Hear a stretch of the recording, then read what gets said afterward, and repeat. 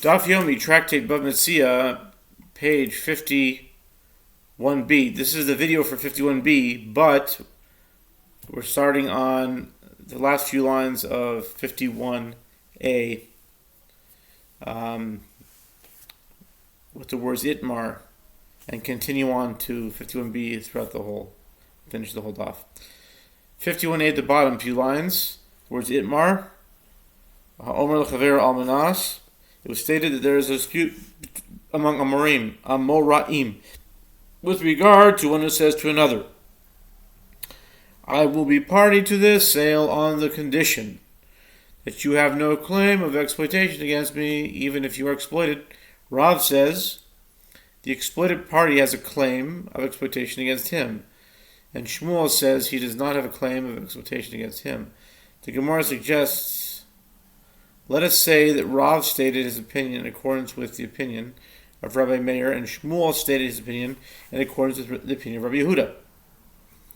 This is as it is taught in a Braita, with regard to one who says to a woman, you are hereby betrothed to me on the condition that you do not have a claim against me for food, clothing, and conjugal rights, that a husband is obligated to provide his wife by Torah law. She is betrothed to him, and his condition is void. This is the statement of Rabbi Meir, who maintains that a person cannot stipulate a condition that negates obligations by Torah law. And Rabbi Yehuda says, in monetary matters as opposed to personal obligations, one's condition is in effect. The Gemara refutes this parallel. Rav could have said to you, I stated my opinion even in accordance with the opinion of Rabbi Yehuda, as Rabbi Yehuda states his opinion that a stipulation is valid in monetary matters only there where a woman knows that she is entitled to food and clothing but waives her rights to them. And now we are continuing on to 51b. The top, the words Aval Hacham Yodeh Damascus. But here, where he says, on the condition that you have no claim of exploitation against me, does the other party know that there will be exploitation so that he will consciously waive his rights to claim compensation in the event that there is? He believes that perhaps there will be no exploitation at all. And Shmuel says, I state my opinion even in accordance with the opinion of Rabbi Meir, as Rabbi Meir states his opinion. Only there, in the case of betrothal, where the husband definitely abrogates Torah law with his condition. But here, who says that either party to the sale will abrogate any Torah law?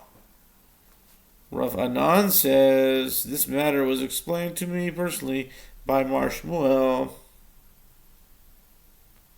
In the case of one who says to another, I will be party to this sale, on the condition that you have no claim of exploitation against me, the other party does not have a claim of exploitation against him, as one can waive his rights to compensation for the exploitation that he suffered. But if one said, I will be party to this sale, on the condition that it is not subject to the halachot of exploitation, it is subject to the halachot of exploitation, as in this case, it is directly counter to Torah law. The Gemara raises an objection from a Braita in the case of one who conducts business on faith, and in the case of one who says to another, I will be party to the sale on the condition that you have no claim of exploitation against me. The exploited party does not have a claim of exploitation against the one who exploited him. According to Rav, who said, I stated my opinion, even in accordance with the opinion of Rabbi Yehuda, in accordance with whose opinion is this Braita, as pursuant to that statement, even Rabbi Yehuda holds that in cases of exploitation, one cannot stimulate counter to that which is written in the Torah. Abai said, based on this proof from the Braita, it is clear that Rav stated his opinion in accordance with the opinion of Rabbi Meir, and that Shmuel stated his opinion in accordance with the opinion of Rabbi Yehuda. And this Braita expresses the opinion of Rabbi Yehuda. Rava said, it is not difficult, as there is a distinction between the cases. Here in the Braita, the Tanna is speaking in a case where the condition is stated in an ordinary case, where it is not stated explicitly that the price paid is not the market value. In that case, Rav says that Rabbi Yehuda holds that the condition is void. There, where Rabbi Yehuda would uphold the condition, the Tana is speaking in a case where the exploitation is explicit. In other words, both parties know that the price is paid is not the market value. This is, as it is taught in Braita, in what case is this statement said? It is in an ordinary case, but in a case where the exploitation is explicit. For example, in the case of a seller who said to the buyer concerning this item, I am selling to you for 200 dinars. I know about it.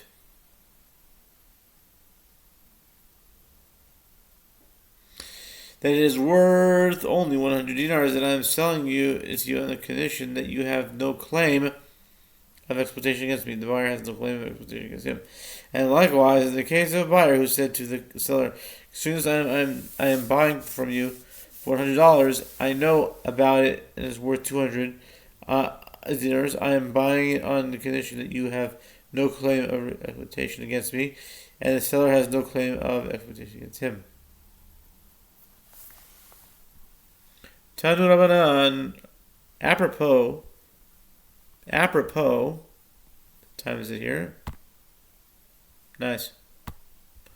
Apropos to the mention of one who conducts business on faith, the Gemara has a Braita that teaches several halachot concerning such an arrangement. The sages taught, when selling merchandise that one purchased in bulk, one who conducts business on faith may not calculate the price of the merchandise of inferior quality on faith and price of the merchandise on faith and the price of the merchandise of superior quality at their market value. Rather, he has two opinions, two options. Either the price of both this merchandise and that merchandise must be calculated on faith, or the price of both this merchandise and that merchandise must be calculated at their market value.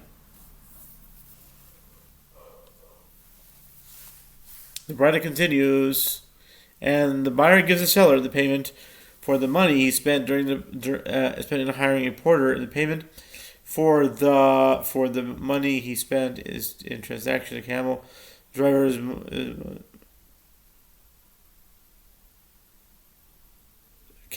is necessary, and the payment for the lodgings he used during the time of the transaction. These expenses have been borne by the seller, so it is not exploitation if he recovers them by charging the buyer.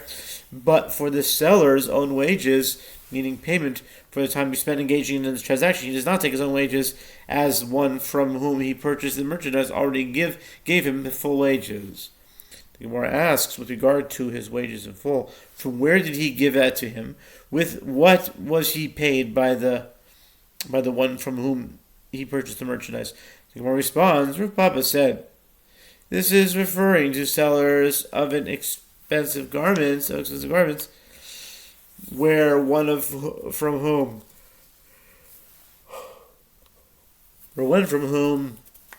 he purchases the merchandise gives 4 additional units for each 100 units purchased, and that functions as payment for his efforts. New Mishnah. How much can the seller coin be eroded through usage, and its use is in a transaction as its original value will still not constitute exploitation? Rabbi Meir says the accepted depreciation is 4 isar, which is a rate of 1 isar per dinar and 1/24 of a dinar. And right, Yehuda says the accepted depreciation is 4 pundion, which is a rate of 1 pundion per dinar at a 12th of a dinar. And Rabbi Shimon says